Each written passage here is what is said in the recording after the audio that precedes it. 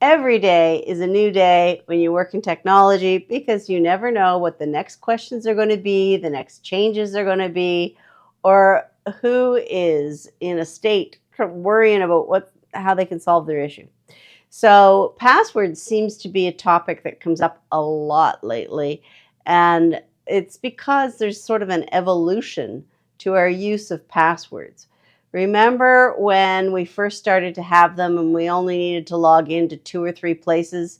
So we chose something memorable, something about our personal life, whether that was some words or some combination of numbers of special dates we could remember, etc., because we were living in a world where you remember things. And then as time went on, we started to get encouraged to use these combinations of, minimum 8 characters. One has to be a capital letter, one has to be another type of character that's not a letter, etc. So we started to switch into that, wondering how are we going to remember these? And we would write lists on paper, or some of us erroneously would create a file right on our laptop and keep a list running of the latest passwords. And who knew we were going to end up in this era of passwords for so many things? I mean, you go to the doctor, you need a password to get into their booking system, etc., whether it's the library, it's just in everything. So now we have all these apps on our phones, and we have to be able to log in not only to websites, but also apps. And the system has changed of how you log in and out. We're getting those two-factor authentication codes or multi-factor. Sometimes we're running into QR codes, and some of us have one foot in the old, one foot in the new, trying to understand these changes and in the middle of transitioning between them. Well, one thing that occurred this past winter was that my iPhone started to have this little colorful key looking app appear on it.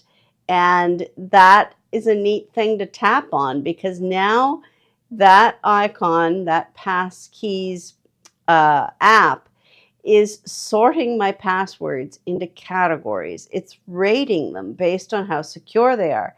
It's telling me that they are easily guessed or reused or that they've been compromised.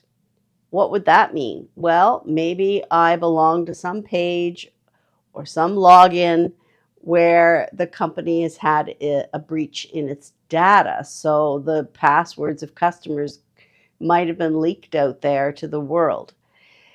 So, once upon a time, we used our memory, then we used our lists, and nowadays we have online password managers. Some people have been a bit apprehensive about answering that pop up that says, would you like us to save your password for you? And we think, no way. That might not be secure. I don't understand what that is. But in actual fact, these online password managers are a good way to go. And here's a reason why. The modern advice for passwords is that you have a different login for everything you log into.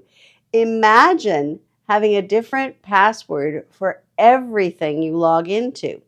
I remember when my brother worked for a computer company years ago, and they had to have a new password reset every week because of the heightened security there. I couldn't imagine it. I kept thinking, how would you remember what week, what password that you had to have in your head to log in? Well, now we have this system where your passwords are recalled for you through the password managers, and the advice is that you have a different password for every login. Now that can seem daunting. It can seem like a lot of work, and we always go back to, oh, I won't remember all those. You don't need to anymore. So going to the actual website or app that you log into, changing the password there, and then saving that password to the password manager is how you would go about doing that.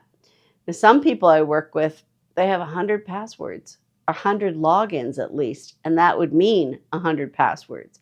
And other people, they don't use as many different accessible logins, so they might have 20. but it is a chore to update to the latest advice on how to have your login information.